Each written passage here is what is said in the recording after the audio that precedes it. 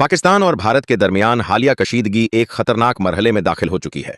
अप्रैल 2025 में भारतीय जेर इंतजाम कश्मीर के इलाके पहलगाम में एक हमले में 26 हिंदू यात्री हलाक हुए, जिसके बाद भारत ने इसका इल्जाम पाकिस्तान पर आयद किया। जवाबन भारत ने ऑपरेशन सिंदूर के तहत पाकिस्तान और आजाद कश्मीर में 9 फिजाई हमले किए, जिनमें मुतअद्दिद शहरी जाँ बहक और जख्मी हुए। पाकिस्तान ने इन हमलों को अपनी खुद मुख्तारी की खिलाफ वर्जी करार देते हुए जवाबी कार्रवाई में 5 भारतीय तैयारे मार गिराने का दावा किया।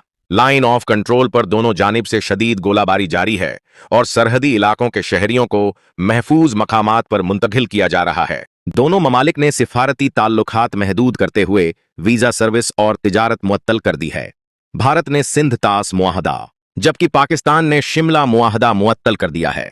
आलमी ताकतें बशमूल अमरीका, चीन और अक़वाम मुत्तहिदा दोनों ममालिक से तहम्मुल और मुज़ाकरात का मुतालिबा कर रही हैं। मौजूदा सूरत हाल न सिर्फ खित्ते के लिए खतरनाक है, बल्कि जौहरी तसादुम का खदशा भी बढ़ा रही है, जिसके आलमी असरात हो सकते हैं।